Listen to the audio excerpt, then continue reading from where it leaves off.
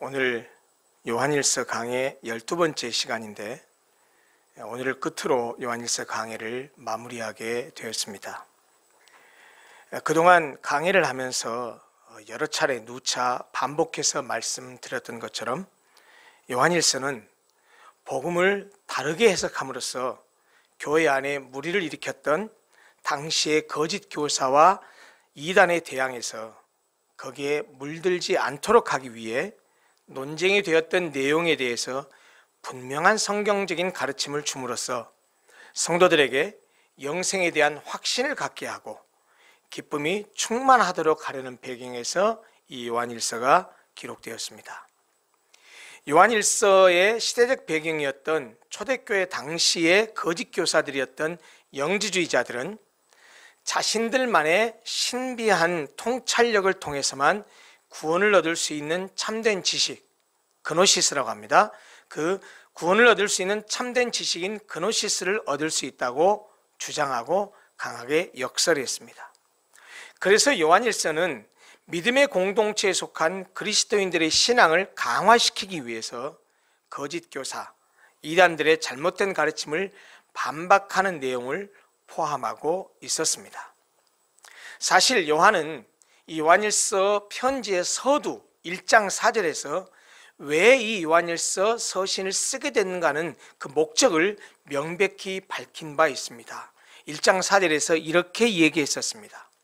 우리가 이것을 쓰면 우리의 기쁨이 충만하게 하려 함이라. 그런데 이 편지의 마지막 부분인 오늘 본문 첫 절인 5장 13절에서도 이 편지를 쓴 목적을 분명하게 밝히고 있습니다. 이렇게 말했죠. 내가 하나님의 아들의 이름을 믿는 너희에게 이것을 쓰는 것은 너희로 하여금 너희에게 영생이 있음을 알게 하려 함이라. 이렇게 말하고 있습니다. 요한은 지금까지 이 편지를 통해서 영생은 다른 어떤 것이 아니라 하나님의 아들 예수 그리스도를 믿는 믿음으로 주어진다는 사실을 지속적으로 강조하면서 가르쳤습니다. 따라서 이 요한의 가르침을 믿고 이해하고 받아들이는 사람이라면 내가 예수 그리스도를 믿기 때문에 내 안에 영생이 있구나 라는 사실을 분명히 알게 되고 그로 인한 영생의 기쁨을 누리며 확신하게 될 것이 분명합니다. 그런데 안타깝고 불행스럽게도 교회를 오래 다니고 예수를 믿은 지 오래된 교인들 중에도 자신에게 영생이 있는지 없는지, 자신이 구원을 받았는지 못 받았는지, 내가 죽으면 천국을 갈 수 있는지 없는지 이런 부분에 대해서 불확실하고 내가 구원을 받았다는 사실을, 내게 영생이 있다는 사실을 확신하지 못해서 누군가가 혹시 당신이 오늘 밤에 죽게 되면 오늘 죽어도 천국에 갈 확신이 있습니까? 라는 질문을 받게 되면 예, 그렇습니다. 나는 예수를 믿기 때문에 영생이 있고 천국에 갈 수 있습니다. 하나님께서 그렇게 약속하셨습니다. 라고 확신 있게 자신 있게 대답을 하지 못하는 사람이 적지 않다는 것입니다. 영생을 얻고 구원을 얻은 사람은 뭔가 강렬한 종교적인 체험이나 신비한 경험을 해야 한다고 생각해서 그런 경험을 하지 못한 자신은 확실하게 영생을 가진 하나님의 자녀임을 확신하지 못하는 경향이 많기 때문입니다. 또한 스스로 자기 자신을 생각해도 자기가 지금 신앙적으로 살지 못하고 있음을 알기 때문에 내가 어떻게 이런 신앙을 가지고 구원을 받을 수 있겠어? 어떻게 이런 신앙으로 천국 갈 수 있겠어? 라고 하는 의구심을 갖기 때문에 구원의 확신도 없고 구원의 확신이 흔들리기도 합니다. 그러나 여러분, 우리는 성경을 통해서 특별히 요한일서를 통해서 분명히 알고 확신해야 합니다. 그것은 구원이라고 하는 것은 어떤 특별한 종교적인 체험을 통해서 받는 것이 아니라는 것입니다. 물론 예수를 믿은 후에 특별한 종교적인 체험을 하는 것은 중요합니다. 좋은 것입니다. 왜냐? 그런 종교적인 체험을 하게 되면 내가 직접 체험을 했기 때문에 그 확신이 더 강화되죠. 우리가 예수를 믿고 난 다음에 어떤 특별한 종교적인 체험을 하는 것 중요합니다. 그러나 그런 종교적인 체험이 없다고 해서 구원을 못 받는 것은 결코 아니라는 것입니다. 특별한 종교적인 체험을 통해서 구원을 받는 것이 아니라는 사실을 분명히 알고 기억해야 됩니다. 그리고 영생은 마찬가지입니다. 영생도 역시 어떤 특별한 신비적인 경험을 통해서 얻는 것이 아닙니다. 사도 요한이 요한일서를 통해서 줄곧 강조해 온 것처럼 예수가 그리스도시요 예수가 하나님의 아들이심을 믿는 그 믿음을 가진 이에게 하나님께서는 구원을, 영생을 이미 선물로 주셨다는 것입니다. 이것을 알고 이것을 믿고 이것을 확신해야 됩니다. 예수가 그리스도시요 하나님의 아들이심을 믿는다면 비록 내가 완벽한 삶을 살지 못해도 목사나 신학교 교수처럼 성경을 아주 잘 알지 못해도 내가 신비한 체험을 하지 못하고 특별한 은사를 받지 못했다고 해도 예수가 그리스도임을 믿고 내가 죄인임을 인정하고 그 예수님이 내 죄를 위해서 십자가에 못 박혀 죽으신 사실을 인격적으로 고백하고 믿는다면 이미 나는 구원받은 하나님의 자녀요 이미 영생을 소유한 사람임을 확신해야 됩니다. 신앙은 감정이 아닙니다. 요한은 그가 기록한 복음서인 요한복음에서 17장 3절에서 영생에 대해서 그것이 무엇인가에 대해서 이렇게 분명하게 말씀했습니다. 요한복음 17장 3절입니다. 영생은 곧 유일하신 참 하나님과 그가 보내신 자 예수 그리스도를 아는 것이니이다. 그리고 요한복음 20장 21절 이 본문의 13절처럼 요한복음을 기록한 목적에 대해서도 분명하게 밝히고 있습니다. 요한복음 20장 21절입니다. 이렇게 말합니다. 오직 이것을 기록함은 너희로 예수께서 하나님의 아들 그리스도이심을 믿게 하려 하며 또 너희로 믿고 그 이름을 힘입어 영생을 얻게 하려 함이니라. 여러분 이런 말씀들로 미루어보면 영생이 무엇이냐? 영생은 하나님을 아는 것입니다.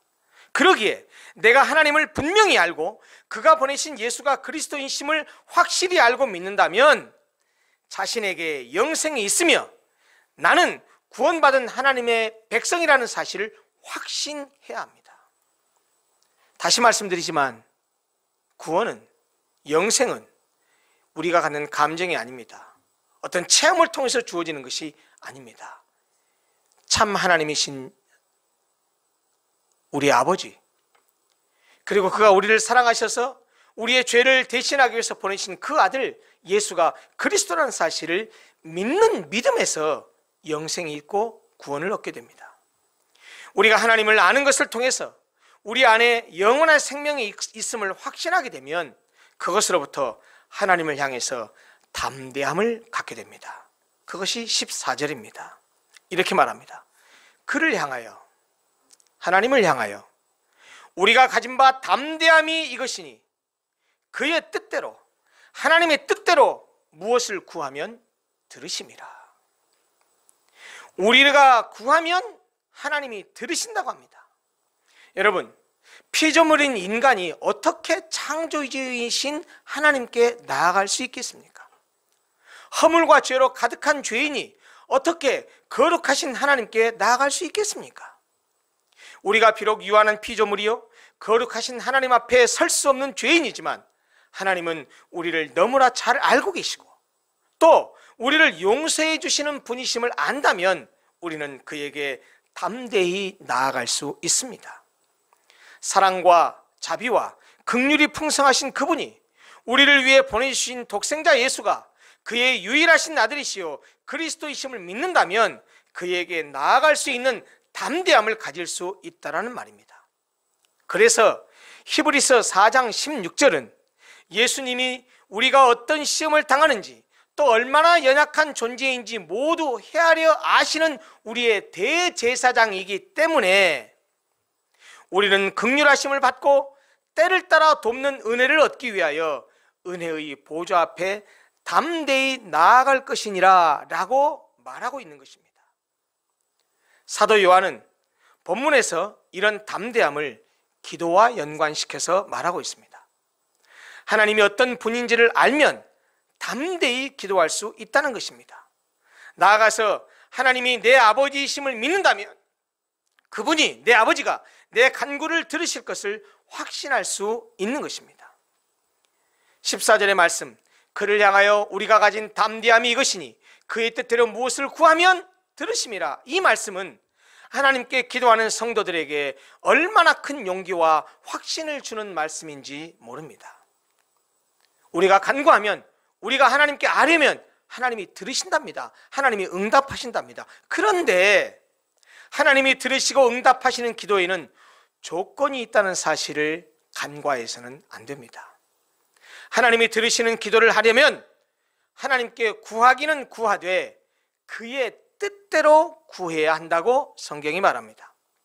하나님의 뜻대로 구하면 하나님은 우리의 간구를 들으십니다. 따라서 하나님의 뜻대로 구하면 그것은 이미 받은 것과 마찬가지입니다. 왜요?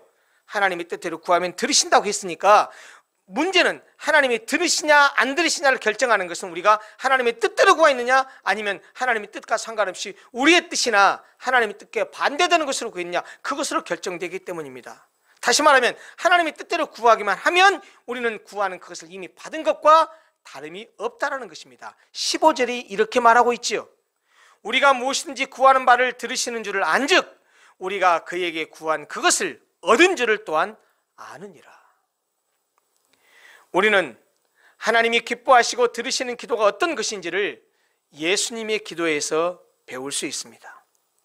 예수님의 기도는 언제나 하나님의 뜻을 발견하고 그 뜻을 실천하기 위한 것이었습니다. 자기의 욕망을 채우기 위한 기도가 아니라 오히려 그것을 포기하기 위한 기도였습니다. 자신의 영광을 위한 기도가 아니라 하나님의 영광을 드러내기 위한 기도였습니다. 자신이 바라고 원하는 것이 아니라 하나님이 바라고 원하는 것을 구하는 그런 기도였습니다. 십자가를 지시기 전에 겟세마네 동산에서 드렸던 기도를 잘 알고 있지 않습니까?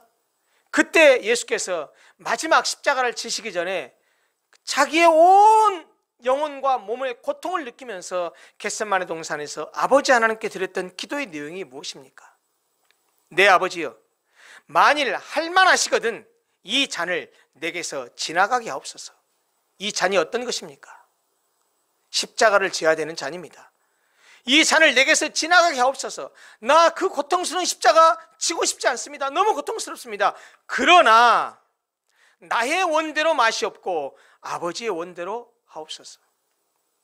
정말 십자가가 고통스러운 십자가 내가 지고 싶지 않지만 그러나 이 십자가를 져야 되는 것이 아버지의 뜻이라고 한다면 그렇게 하겠습니다 라고 기도했습니다. 이것이 바로 우리가 가져야 될 바른 기도의 자세요, 응답받는 기도의 비결이기도 합니다. 여러분 기억하십시오. 기도는 수학이 아닙니다. 그러므로 기도하는 횟수가, 기도하는 숫자가 응답받는 열쇠가 아닙니다. 기도는 수사학이 아닙니다. 따라서 미사여구를 사용한 화려한 표현이 응답받는 열쇠가 아닙니다. 기도는 음악이 아닙니다. 그러므로 기도하는 음성의 아름다움이 응답받는 열쇠가 아닙니다. 기도는 논리학이 아닙니다. 따라서 논리 정연한 기도가 응답받는 열쇠가 아닙니다. 구한 바를 얻는 열쇠는 오직 하나, 하나님의 뜻대로 구하는 것입니다. 하나님은 우리의 기도를 들어주시되 우리가 바라고 원하는 것은 무엇이든 들어주는 분은 아니십니다. 그러기에 우리는 기도할 때 하나님을 도깨비 방망이로 생각해서는 안 됩니다. 금 나와라 똑딱, 은 나와라 똑딱 하면서 주문을 하듯이 하기만 하면 금을 내어지고 은을 내주는 그런 도깨비 방망이로 하나님을 생각해서도 안 되고 그런 도깨비 방망이로 기도를 생각해서도 안 됩니다. 하나님은 당신의 뜻대로 기도해야 들어주십니다. 기도는 하나님으로 하여금 내 방식대로 사물을 보게 함으로써 내가 필요하거나 내가 원하는 것을 그분에게 짜내는 것이 아닙니다. 내가 막 간절히 기억해서 쥐어 짜내듯이 하나님으로부터 얻어내는 것이 그것이 아닙니다. 기도는 내 의지를 그분의 의지에 복종시키는 것입니다. 따라서 내가 믿음으로 간절히 기도했음에도 불구하고 하나님이 응답하지 않는다면 혹시 내가 구한 기도의 내용이 하나님의 뜻이 아닌 내 뜻대로 구한 것이 아닌지 자신을 돌아봐야 합니다. 그래서 야고보서에서도 이렇게 말하고 있죠. 구하여도 받지 못함은 정욕으로 쓰려고 잘못 구하기 때문이라. 여러분, 물론 하나님의 뜻대로 기도했는데도 응답이 더딜 수 있습니다. 내 뜻대로 구하는 것이 아니고 내 육신의 정욕을 위해서 구하는 것이 아니고 하나님의 뜻대로 하나님을 위해서 하나님 나라를 위해서 기도했음에도 불구하고 아직 응답이 안 오고 응답이 더딜 수도 있습니다. 그 경우에는 하나님의 더 크신 뜻이 있음을 믿고 기다릴 줄 알아야 합니다. 하나님의 뜻대로 구했다면 하나님께서 분명히 당신의 시간표대로 움직이실 것이고 하나님의 계획 속에서 분명히 그 뜻을 이루어 주실 것이기 때문입니다. 그러므로 만약에 하나님의 뜻대로 구하는데 응답되지 않는다고 한다면 묵묵히 하나님의 때를 기다리면서 포기하지 말고 더 열심히 기도해야 할 것입니다.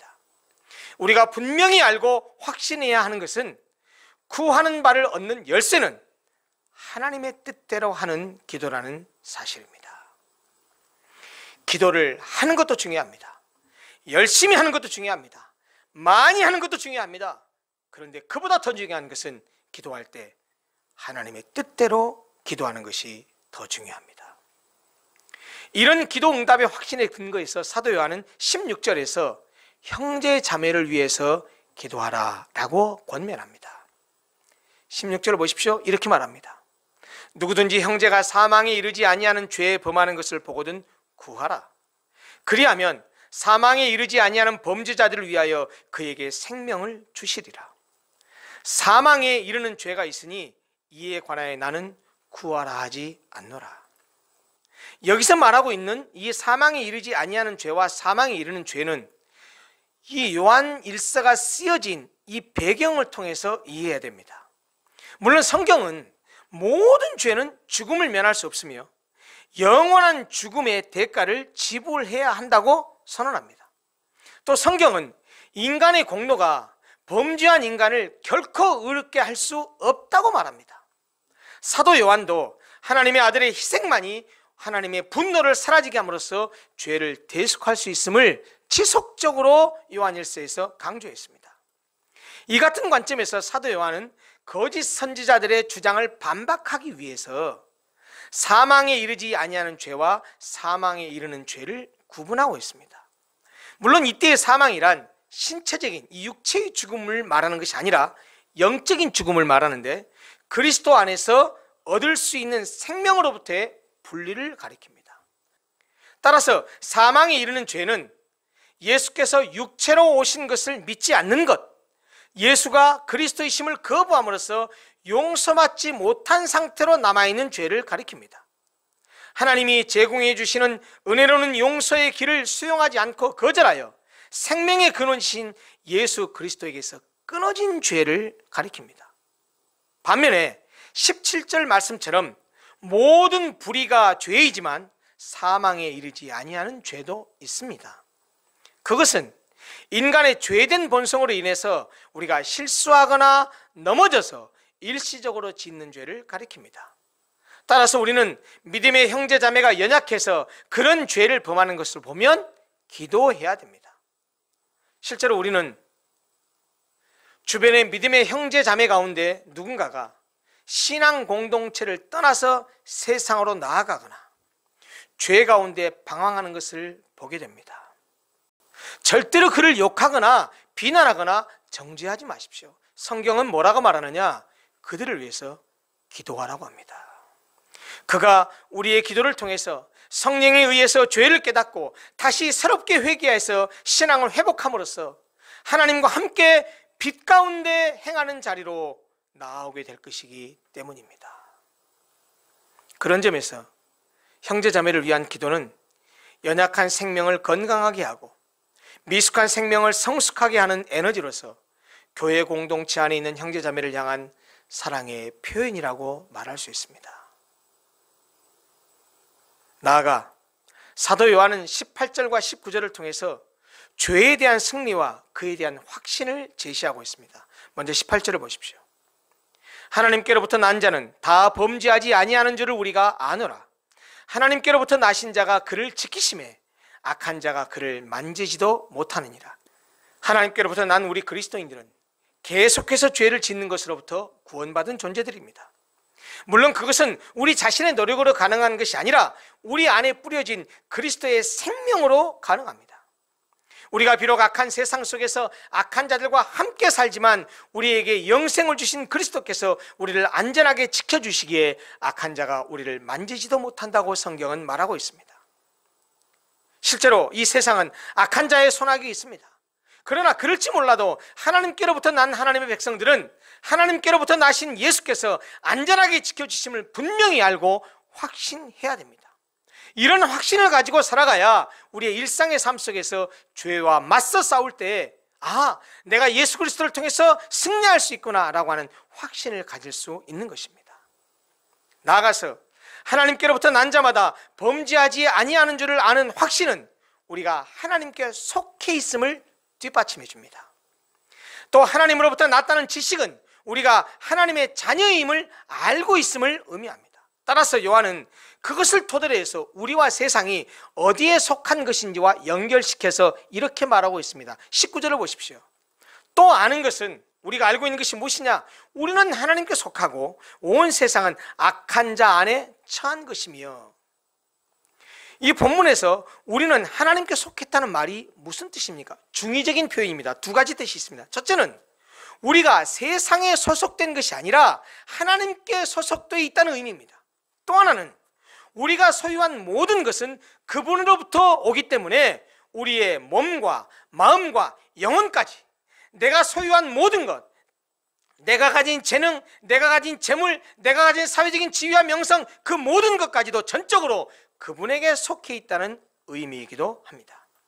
그래서 사도 요한은 하나님의 자녀들이 악한 세상과 악한 자들과 구별되게 살아야 함을 강조합니다. 여러분, 우리가 너무나 잘 알지 않습니까? 이 세상은 악한 자의 지배 아래 있습니다. 마귀는 폭군과 같은 권세로 이 세상을 지배하면서 하나님을 향한 증오심과 반항심을 표현하기 위해서 이 세상의 삶과 활동들을 조정해 갑니다. 여러분, 우리가 사는 세상은 결코 신앙생활을 하기에 좋은 환경이 아닙니다. 보십시오. 가면 갈수록 신앙생활하기 어렵고 힘든 상황이 펼쳐질 것입니다. 문화나 경제나 사회나 제도나 법이나 모든 것이 신앙을 지키기 어려운 것으로 계속해서 그렇게 변화되어 갈 것이 분명합니다. 하나님은 그의 자녀들을 빛과 사랑의 법으로 다스리십니다. 험한 세상 속에서, 악한 세상 속에서 살지만 하나님은 그의 자녀들을, 세상 속에 있는 자녀들을 빛과 사랑의 법으로 다스리십니다. 따라서 하나님의 자녀들은 이 세대를 본받아서도 안 되고 이 세상에 복종해서도 안 됩니다. 우리가 하나님께 속했다는 확신은 전적으로 복음에 근거해 있어야 합니다. 그래서 20절이 이렇게 말합니다. 또 아는 것은 하나님의 아들이 이르러 우리에게 지각을 주사 우리로 참된 자를 알게 하신 것과 또한 우리가 참된 자 곧 그의 아들 예수 그리스도 안에 있는 것이니 그는 참 하나님이시요 영생이시라. 하나님은 그가 보내신 예수 그리스도를 통해서 자신을 계시해 주셨습니다. 하나님이 보내신 예수 그리스도가 우리에게 지각을 주셔서 그를 보내신 아버지가 참 하나님이심을 알게 하셨습니다. 우리가 잘나고 똑똑해서 아는 것이 아닙니다. 하나님이 우리에게 그런 지각을 주셔서 알게 하신 것입니다. 또 우리가 참 하나님이시오 영생이신 예수 그리스도 안에 있음을 알게 하셨습니다. 그것도 하나님이 주신 지각을 통해서 알게 된 것입니다. 그것을 우리는 은혜라고 말하고 그것을 우리는 믿음이라고 말합니다. 이렇게 그리스도께서 주신 참되고 진정한 하나님에 대한 지식은 우리로 영생을 얻게 합니다. 하나님은 그 아들의 사역에 대해서 말씀하신 바를 믿고 그를 구세주로 받아들이는 이는 누구에게나 영생을 선물로 주십니다. 그런 점에서 하나님을 알고 그와 연합하는 것이 바로 영생이라고 말할 수 있습니다. 우리가 바로 이런 진리를 확실히 알고 확신하면 불신과 의혹으로부터 흔들리지 않으며 이 세상을 살아갈 때 전혀 방황하지 않게 될 것입니다. 끝으로 마지막 21절은 이런 확신과 잘 어울리는 우리의 책임에 대해서 권면합니다. 자녀들아, 너희 자신을 지켜 우상에게서 멀리하라. 그렇습니다. 우리는 하나님의 자녀로서의 우리 자신을 지켜야 합니다. 우리는 그리스도인으로서의 우리 자신을 지켜야 합니다. 그것은 우상에게서 멀리하는 것입니다. 우상이 무엇입니까? 하나님보다도 또는 하나님의 말씀인 성경보다도 더 권위가 있다고 주장하는 인간들의 사상도 우상입니다. 아니, 더 폭넓게 말해서 하나님 대신 우리의 삶의 중심을 차지하고 있는 것 다 우상입니다. 그것이 돈일 수도 있고, 그것이 아내일 수도 있고, 그것이 자식일 수도 있고, 그것이 나의 명성일 수도 있고, 내가 절대로 포기 못하는 자존심일 수도 있고요. 어떤 것이든 간에 하나님 대신 우리 삶의 중심을 차지하고 있는 것이라고 한다면 그것은 우리의 우상입니다. 다시 말하면 마땅히 하나님께 돌아가야 할 자리를 대신 차지하고 있는 모든 것이 바로 우상이라는 말입니다. 그런데 오늘 본문의 마지막 절, 자신을 지켜 우상에게서 멀리하라는 이 사도 요한의 경고는 현대를 살아가는 우리에게 매우 유효한 권면이요, 유효한 경고입니다. 자본주의 시대를 살아가는 현대인들은 너무나 노골적이고 너무나 적나라하게 돈을 우상시하고 있습니다. 너무나 노골적이고 너무나 적나라하게 쾌락을 추구하고 살아갑니다. 물질 만능주의가 팽배해 있고 무너져버린 성문화 때문에 얼마나 쾌락주의가 횡행하고 있는지 모릅니다. 무엇보다도 돈의 힘을 믿기 때문에 돈이 우상이 되어버렸습니다. 여러분, 우리의 삶의 정황을 한번 보십시오. 권력이든 사회적 지위든 성공이든 명성이든 그 배후에는 돈이 자리 잡고 있다는 사실을 부인할 수 없습니다. 그러나 여러분, 우리가 비록 이런 세대 속에서 살고 있지만 우리는 우리 자신을 지켜서 그런 것들로부터, 그런 우상들로부터 멀리해야 됩니다. 하나님을 내 삶의 중심에서 변두리로 밀어내려는 것이 있다고 한다면 그것은 무엇이든지 인정사정 볼 것 없이 우리의 중심으로부터 몰아내야 합니다.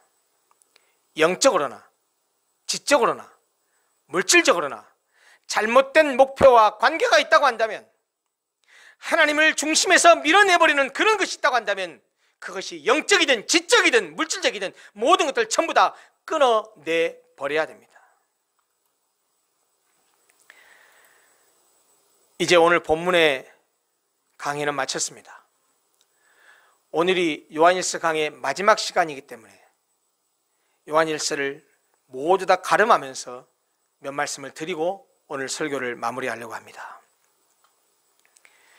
우리가 12번의 시간을 걸쳐서 보았던 것처럼 요한일서는 하나님께서 예수님의 구속사역을 통해서 믿는 자들에게 영생을 주셨다는 것과 그 영생은 그 생명을 받은 하나님의 자녀들에게만 나타난다는 사실과, 그리고 그 놀라운 은혜를 받은 자들의 삶이 어떠해야 하는가를 가르쳐 주었습니다. 이것을 통해서 우리가 영생을 소유한 하나님의 자녀임을 확인하고 확증하라고 우리에게 말씀합니다. 따라서 우리는 자신의 삶을 시험하여 과연 내가 영생에 속해 있는지 그렇지 않은지를 돌아보아야 합니다. 말씀을 통해서, 요한일서가 주신 이 말씀을 통해서 자신의 신앙을 스스로 테스트해 볼 줄 알아야 한다는 말입니다. 하나님의 자녀라고 말하지만 삶으로 그 증거가 드러나지 않으면 안 됩니다. 말로는 하나님을 사랑한다고 하면서 보이는 형제를 사랑하지 않으면 안 됩니다. 믿음은 사랑으로 역사하며 반드시 행함으로 열매 맺기 때문입니다. 참된 믿음이란 행함으로 그 진실성이 증거되고 나타납니다. 예수님을 믿음으로 받아들이는 것과 그의 명령을 순종하는 것은 별개의 것이 아닙니다. 예수를 믿는다면 그의 명령을 순종하는 것은 당연한 것입니다. 아니, 믿음은 곧 순종입니다. 요한일서는 우리가 하나님을 알고 그 아들 예수가 그리스도이심을 알며 하나님의 은혜로 영생을 얻은 구원받은 하나님의 백성이라면 필수적으로 나타내야 할 하나님 백성으로서의 삶을 등한히 하게 된 것을 가슴 아파하면서 믿음에 걸맞는 삶을 살 것을 요청하고 있다는 사실을 잊지 마시기 바랍니다. 명목적인 신앙에 치우쳐 하나님 말씀대로 살지 않으면서도 자신의 지금 현 상황을 정당화하거나 합리화하지 말고 믿음과 삶이 일치되는 하나님의 백성, 그리스도인이라는 신분에 걸맞고 그 이름에 합당한 삶을 살아가는 그런 성도들이 됐으면 좋겠습니다. 하나님께서 우리를 불러 구원하신 것은 우리가 이 세상에서 살아가는 동안에 소금과 빛으로 그리스도의 편지와 향기로 하나님의 자녀답게 살아가면서 우리의 착한 행실을 통하여 하나님을 영화롭게 하고 하나님의 뜻을 이 땅 위에 이루어가기를 바라셨기 때문에 우리를 불러 구원하신 것입니다. 사랑하는 성도 여러분, 역사와 민족 앞에서 그리스도인의 책임을 다하는 그런 실천적인 그리스도인, 행동하는 그리스도인이 되었으면 좋겠습니다. 이렇게 교회의 권위가 땅에 떨어져 버리고 교회가 세상을 걱정하는 것이 아니고 세상이 교회를 걱정하게 되는 이런 작금의 현실을 보면서 누구를 욕하고 누구를 탓할 것이 아니고 우리 로고스 교회만이라도, 우리 로고스 교회 성도들만이라도 내가 세상에서 어떻게 살아가면서 어떻게 빛과 소금으로 살아가며 어떻게 그리스도의 편지와 향기로 살아가면서 하나님을 영화롭게 하고 나를 통해서 하나님의 이름을 높여드릴 것인가를 고민하고 살아가는 그런 성도들, 그런 교회가 됐으면 좋겠습니다. 아마 한국 교회가 세상 사람들로부터 신뢰를 회복하고 다시 교회가 교회다운 모습으로 세상 사람들에게 인정받으려면 무너져버린 이 짧은 기간보다 수십 배, 수백 배의 시간이 필요하리라고 생각합니다. 그러나 누구를 욕할 문제가 아닙니다. 특정 교회를 욕할 문제가 아닙니다. 이것이 우리 한국교회의 민낯입니다. 우리의 자화상입니다. 이제 우리가 우리의 자화상을 보았으니 우리가 어떻게 변화되고 어떻게 살아가야 되고 어떻게 세상에 메시지를 던져야 되고 교회가 세상을 향해서 어떤 자세를 가져야 되는지를 분명히 알았다면 우리 교회가, 우리 로고스 교회 성도들이 삶을 통해서 그렇게 살아내면서 무너져버린 교회의 신뢰, 무너져버린 교회 영광을 다시 세워가는 그런 우리 성도들, 우리 교회가 되기를 간절히 바라고 소원합니다. 기도하겠습니다.